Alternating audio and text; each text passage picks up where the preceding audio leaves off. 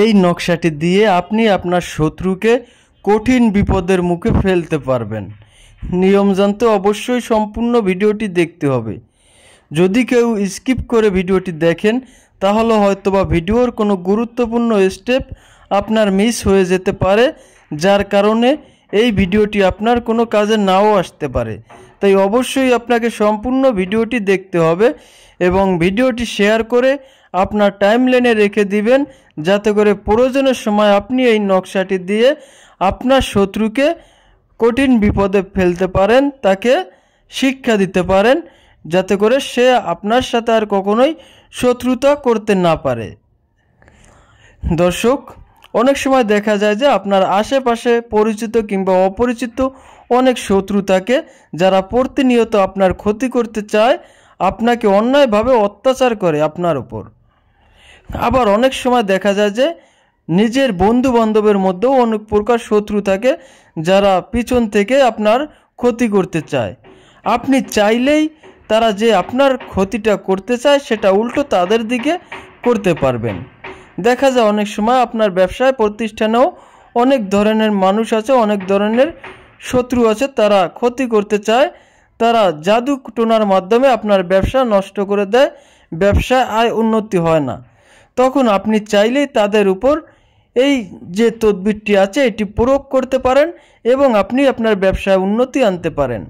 আবার অনেক সময় দেখা যায় যে পরিবারের মধ্যে তারা জাদুটোনা করে রাখে, যার কারণে পরিবারের শান্তি হয় না, কারোর সাথে মিল থাকে না, প্রতিনিয়ত ঝগড়া ফ্যাসাদ লেগেই থাকে। আপনি চাইলে আপনার এরকম শত্রুগুলোকেও ধ্বংস করে দিতে পারেন এবং তাদেরকে উচিত শিক্ষা দিতে পারেন।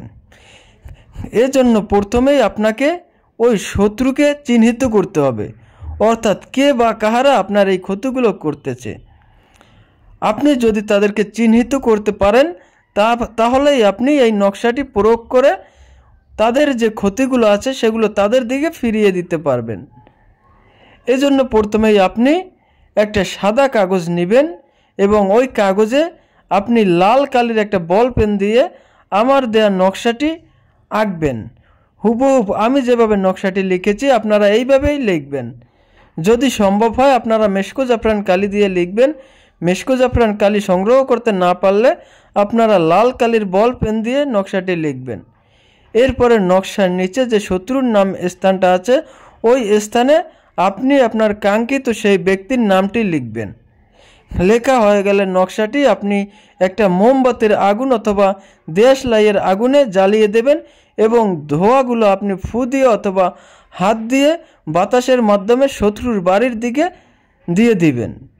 এরপরে আপনি নকশাটা জ্বালানোর সাথে সাথেই নকশাটা যখন জ্বালানো শেষ হয়ে যাবে আপনি আপনার শত্রুর কাছে চলে যাবেন, তার দিকে নজর রাখবেন, যদি সম্ভব হয় তার সাথে কথাও বলবেন। দেখবেন আপনার ওই শত্রু কঠিন বিপদে পড়বে, সে আপনার আর কোনো ক্ষতি করতে পারবে না। যদিও সে আপনার ক্ষতি করার চেষ্টা করে আপনার কোনো ক্ষতি হবে না, বরঞ্চ তার নিজেরই ক্ষতি হবে। এই নকশাটি আমার বহু পুরাতন একটা কিতাব থেকে দেওয়া, তাই অবশ্যই আপনারা এই নকশাটি প্রয়োগ করে দেখতে পারেন। আশা করি ভালো একটা ফলাফল আপনারা দেখতে পাবেন। তবে আমি আপনাদেরকে একটা অনুরোধ করব, অন্যায়ভাবে কারো ক্ষতি করার জন্য আপনারা এই তদবিরটি করবেন না। যদি কেউ আপনার উপর বেশি অত্যাচার করে বেশি ক্ষতি করতে চায় তখন আপনারা এই নকশাটি প্রয়োগ করবেন।